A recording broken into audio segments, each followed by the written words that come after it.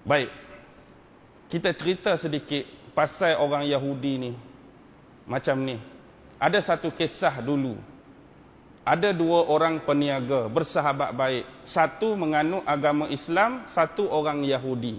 Dua-dua berniaga. Dan mereka dua orang ni memang akrab sungguh. Kalau nak berniaga, ada deal, ada perjanjian. Kita nak berniaga mana? Minggu depan, kita pergi Syam. Mereka dua-dua pergi ke Syam. Nak berniaga ke mana? Yaman. Mereka dua-dua pergi ke Yaman. Mereka dua-dua ni tinggal di Palestin. Tiba-tiba satu hari, bila balik daripada berniaga, kawan Yahudi ni singgah rumah sahabat Islam dia. Bila singgah rumah sahabat Islam dia, tiba-tiba dia jatuh sakit. Dia jatuh sakit dan hampir kepada nazak, tetapi dia sempat memberi wasiat kepada kawannya yang Islam. Dia kata, sesungguhnya di kampung halaman aku masih mempunyai isteri, aku masih mempunyai anak.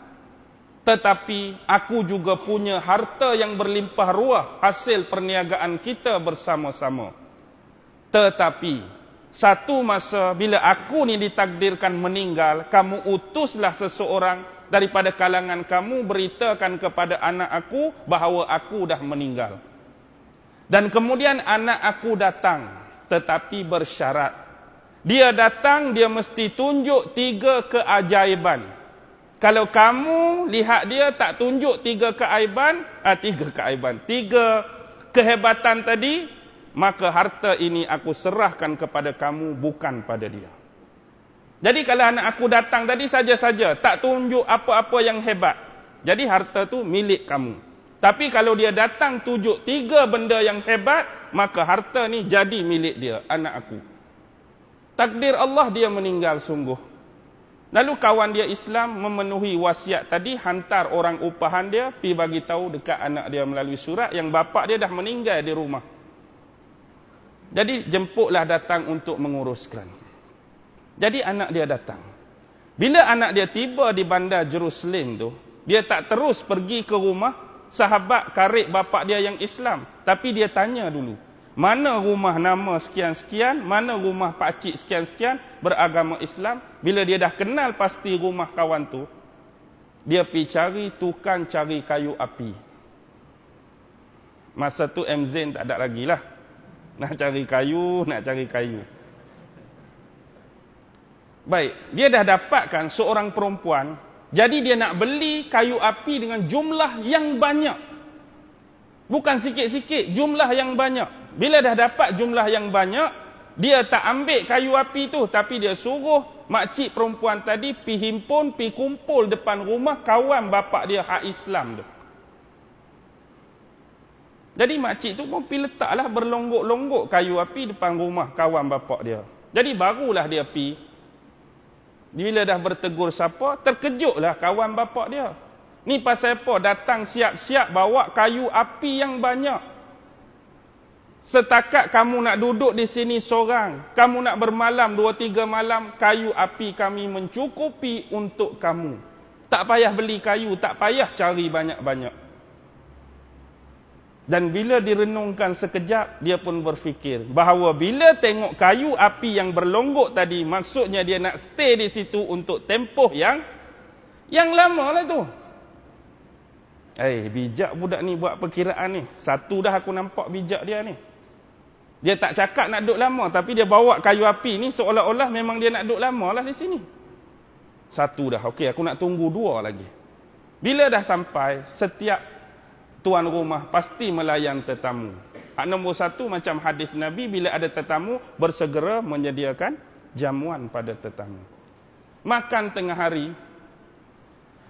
tengah hari pula ialah burung merpati.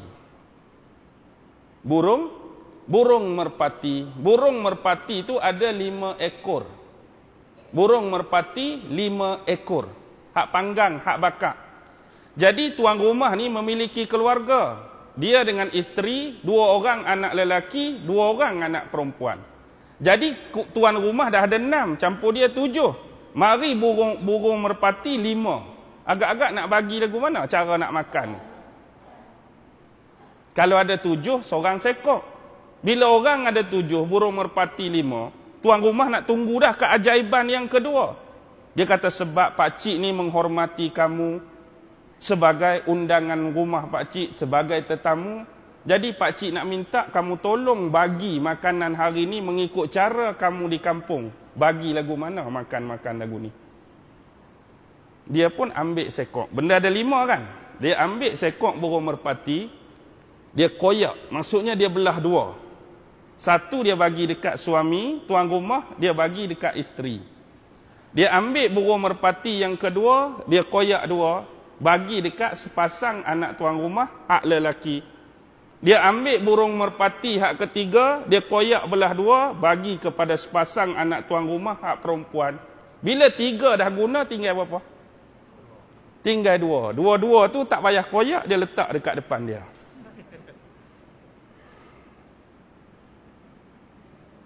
Terkejut tuan rumah. Dia kata, beginikah cara pembahagian makanan di kampung kamu dan tradisi kamu? Iyalah. Tak nampak berat sebelah ke? Sama saja. Tuan rumah kata, mana yang sama?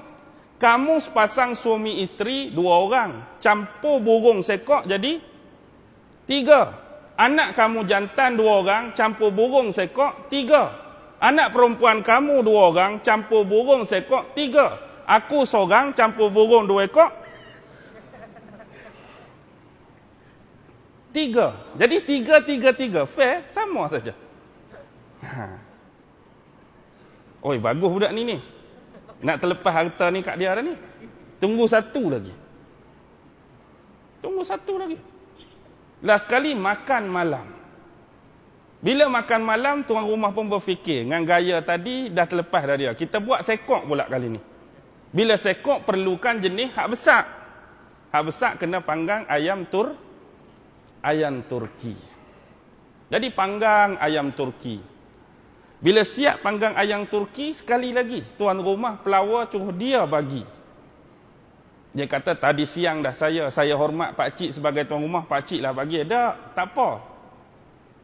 Tadi pakcik seronok sebab dapat ilmu dan pengetahuan baru. Kalau boleh hak ni pun pakcik nak dapat ilmu yang baru. Jadi dia pun ambil kepala ayam tu. Kepala ayam dia bagi dekat tuan rumah.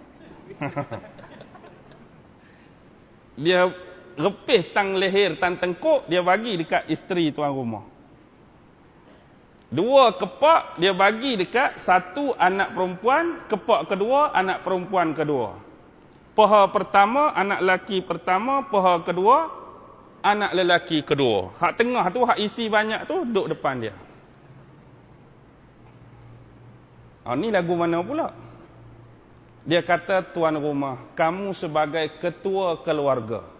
Bila ketua keluarga, dia sebagai kepala keluarga. Bila kepala, dapat kepala lah. Dan isteri ni biasa orang yang paling rapat mengekori suami. Seolah-olah kalaulah leher ke kiri, kepala pun ke kiri. Leher ke kanan, kepala pun ke kanan. Bila kamu dengan isteri kamu rapat, ambil bahagian leher dan tengkuk saja. Apa kena mengena dengan sayap? Sayap ni biasa kalau burung digunakan untuk terbang. Analogi dia, kiasan dia, anak perempuan kamu bila dia berkahwin, dah jadi isteri orang, dia akan dibawa pergi oleh suami masing-masing. Dia akan terbang, dia akan berhijrah. Suami dia tinggal tempat lain, dia tak duduk dengan kamu, dia ikut suami dia. Itulah perlambangan bagi sayap. Dan peha ni, macam kita bersilat, kuda-kuda lah, pengukuh bagi keluarga. Hak banyak bantu tolong keluarga, ialah 2 anak laki-laki kamu. Jadi hak untuk tetamu, hak penuh dengan isi dada dan hak daging banyak itulah. Jadi tuan rumah nampak dah 3, sah-sah. Memang kamu anak sebenar kawan karib aku, dan esok aku akan mula memberi tentang list-list dan nota-nota harta yang dipunyai oleh bapa kamu. Jadi dia pun bagilah semua milik tu. Jadi kayu api pun tak ada habis banyak diguna, sebab lepas dapat harta terus balik semula ke kampung dia. Ni cebisan antara kisah yang benar-benar berlaku di Jerusalem, Palestin, tentang kejerdikan orang Yahudi. Adakah cerita macam ni tak ada Yahudi yang bodoh? Yahudi bodoh pun berlambak juga. Yahudi bodoh pun berlambak. Yahudi cerdik banyak. Baik. Sekarang ni nak bagi keluar terma asal keturunan Yahudi, kita perlu kembali kepada satu Nabi yang dianggap sebagai Abul Anbiya. Kalau Nabi Adam, lepas Nabi Idris, lepas Nabi Nuh digelar Adam As-Sani kan. Kalau Nabi, apa digelar Abul Anbiya, bapa kepada segala Nabi-Nabi? Nabi Ibrahim. Nabi Ibrahim, dia duduk di mana tadi? Faddam Aram, di kawasan daerah Harran, di Babylon kuno, sezaman dengan Namrus. Dalam ayat Quran,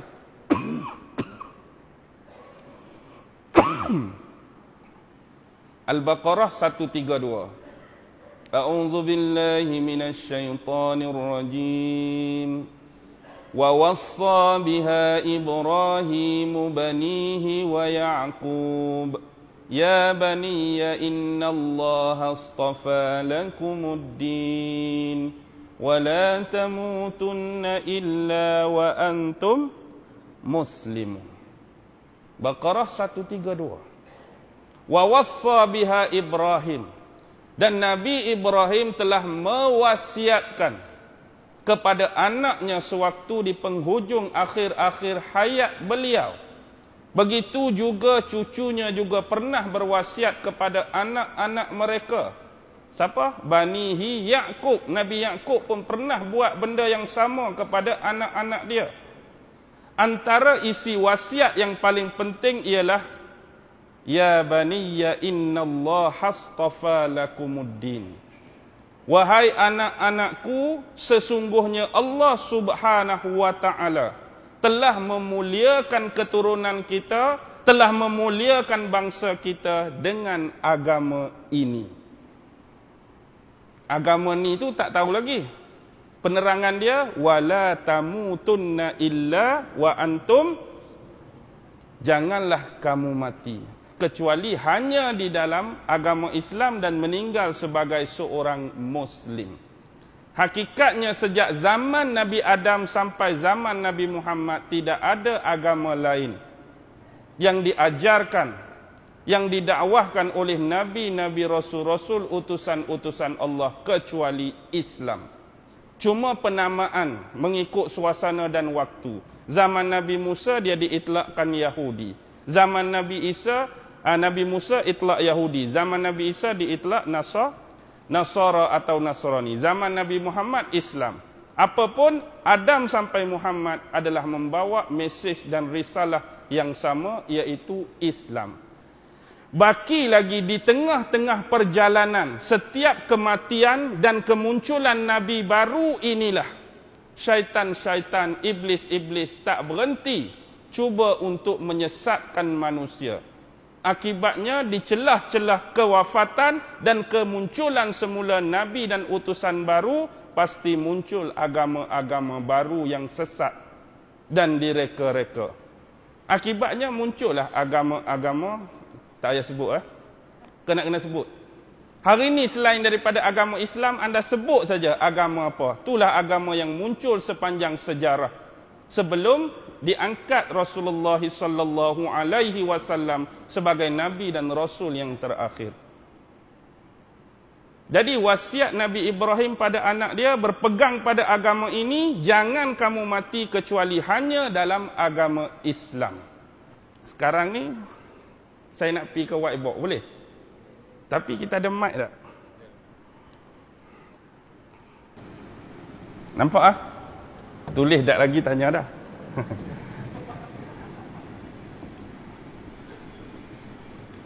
Warna biru tak ada, hijau saja. Biru tak ada. Takut kurang nampak hijau. Tak ada? Tak apa. Okey, saya tulis BM sajalah. Siapa tadi? Ibrahim. Baik. Ibrahim ada berapa orang isteri? Ada berapa orang isteri? 2. 1 Sarah. 2. Hak Maharaja Mesir bagi nama apa? Hak Maharaja Mesir bagi nama apa? Mak Nabi Ismail nama apa? Hajar.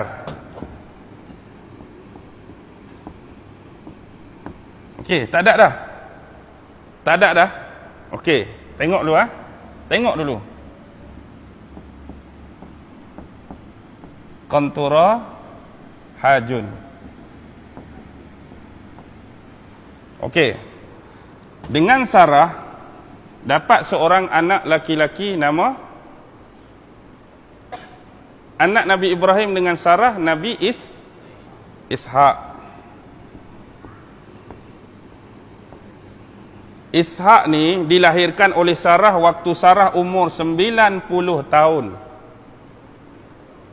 Sebab sebelum ni Sarah mandul. Sebab tu bila dapat Hajar, Sarah minta Nabi Ibrahim berkahwin dengan Hajar. Akhirnya bila Hajar mengandung, Sarah pula cemburu. Lalu sebab itulah dihantar Hajar ke bumi Mekah, 2 beranak tu. Jadi lama-kelamaan malaikat Jibril turun bagi tahu Allah nak kurniakan anak kepada Nabi Ibrahim lewat kepada rahim Sarah. Walaupun waktu tu umur dia 90. Sebab apa nama Ishak? Ishak ni bahasa Ibrani, bahasa Arab Ishak bermaksud yadhak. Yadhak bahasa Melayu tertawa. Sebab bila malaikat Jibril bagi tahu Allah nak kurniakan pada kamu anak, waktu tu kita pula umur 90. Macam percaya tak percaya. Dia jadi sampai tertawa. Mana mungkinlah umur 90 nak beranak lagi, nak mengandung lagi. Akibatnya lahir dia letak nama Ishak. Bahasa Ibrani, yadhak bahasa Arab, tertawa bahasa Melayu. Baik, Hajar dapat seorang anak iaitu Nabi Ismail. Okey. Ishak dengan Ismail mana tua?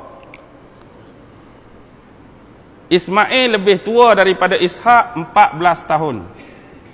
Maksudnya Nabi Ismail lahir 14 tahun, barulah lahir Nabi Ishak.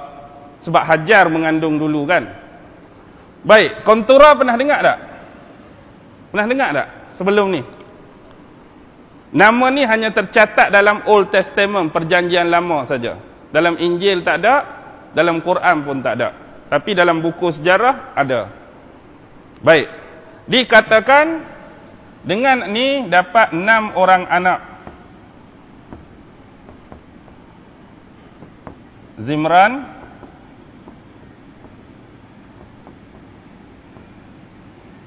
Yokshan, Madan, Madian, Ishba', Syu'ah.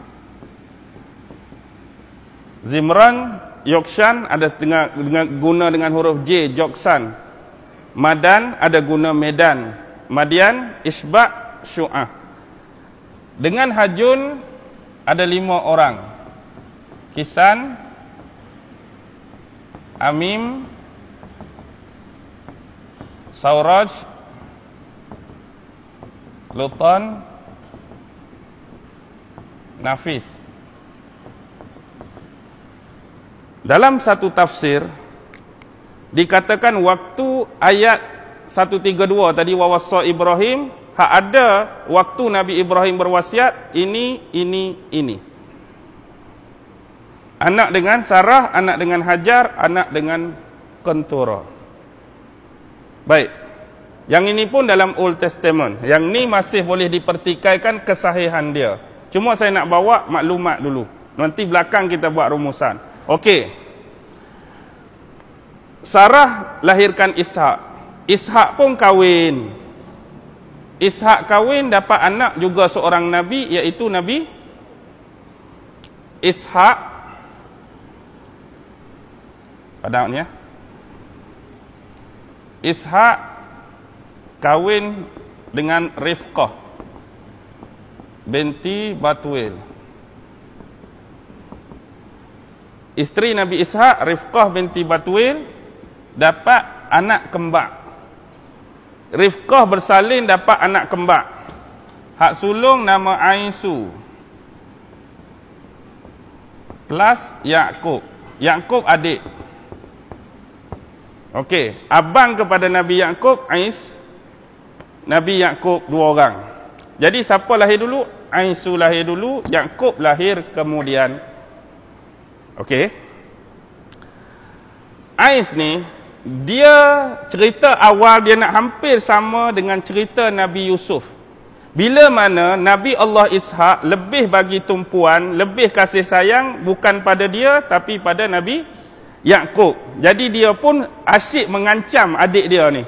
Macam kalau bergaduh sikit nak tampak, bergaduh sikit nak pukul. Jadi bapak pun tengok nampak lain. Bila mereka dewasa, bapak dia hantar Nabi Yakub ni kembali semula ke tanah asal tok dia dulu, di Faddam Aram. Sebab di sana ada bapa saudara dia belah mak dia. Abang kepada mak dia Rifqah ni nama Laban. Setengah riwayat kata Laman. Yang confirm dia bukan Gaban. Tu space code Gaban. Baik, Laban atau Laman abang kepada mak dia Rifqah tadi. Jadi Yakub, kamu pilah balik ke Faddam Aram, keturunan tanah nenek moyang kita, pi cari pak saudara kamu nama Laban ataupun Laman ni. Masa duduk di situ tu, nak tengok Ais macam mana. Jadi bila adik dia tak ada, dia pun rasa boring dah. Dua beradik ni je. Macam seolah-olah kita pisahkan dua beradik kembar, macam mana jadi dekat salah seorang. Jadi dia pun pergi ke arah barat. Dia pergi ke arah Rom. Jadi Ais ni dah dikatakan sebagai Abu Rom. Bapa kepada keturunan orang-orang Rom sekarang. Ais ni. Jadi Yakub pi sana, dia jumpalah dengan pak saudara dia nama Laban ataupun Laman. Pak saudara dia ada 2 orang anak. Satu nama Layah. Tulis Melayu lah senang . Satu nama Rahil. Okey, 2 beradik. Kakak Layah, Rahil, adik. Bila dia duduk lama dengan Laman ni, akhirnya bapa saudara dia rasa macam nak kahwinkan dengan salah seorang anak dia. Tapi Nabi Yakub sendiri berkenan dengan Layah ke berkenan dengan Rahil? Dia berkenan dengan Rahil sebab Rahil ni cantik. Tetapi sebab kakak tak kahwin lagi, Laman pun tak dapat hidu yang bahawa Nabi Yakub suka kepada Rahil, lalu mengahwinkan Nabi Yakub dengan Layah. Bila dah kahwin tu nampak lagu lain macam tak seronok, nampak muka pun lagu lain, kahwin dua-dua lah senang. Jadi kahwin dua-dua Layah dengan Rahil. Pertama, perkara penting untuk saya sebutkan, syariat zaman tu tidak melarang berkahwin serentak 2 orang adik-beradik. Nak kahwin dengan kakak walaupun tak bercerai, nak kahwin dengan adik walaupun kakak tak mati, tak ada masalah. Tapi hari ni tak payah buat cerita Nabi Yakub balik. Pak Din, saya tengok 3 anak Pak Din tu, hak darah-darah tu cantik-cantik. Saya pun tak kahwin lagi, ketiga sekaligus macam mana? Tak payah. Nak kahwin boleh, cerai dulu hak sulung ataupun mati dulu hak sulung, hak nombor 2 ke nombor 3. Itu syariat kita yang dibawa oleh Nabi Muhammad. Lalu bila sampai masa Nabi Ishaq rasa keadaan dah reda, dia pun panggil semula Nabi Yakub kembali ke tempat dia, kembali ke pangkuan dia dengan isteri dia Rifqah. Jadi bila nak berjalan balik daripada Faddam Aram ke Palestin, Nabi Laban tadi bagi dia hadiah 2 orang gaji lah, jariah. Satu Layah ni, jariah dia nama Zalfah. Pembantu bagi kakak ni Zalfah. Pembantu bagi Rahil ni Balhah. Okey, jadi berapa orang isteri dia? 4. Baik. Bila 4, inilah kita kata tadi, hak Layah, hak sulung ni, jadi 6 orang. Satu hak saya sebut depan tadi. Raubin, Syamun, Levi, Yahuza, Izakar, Zabulun. Okey.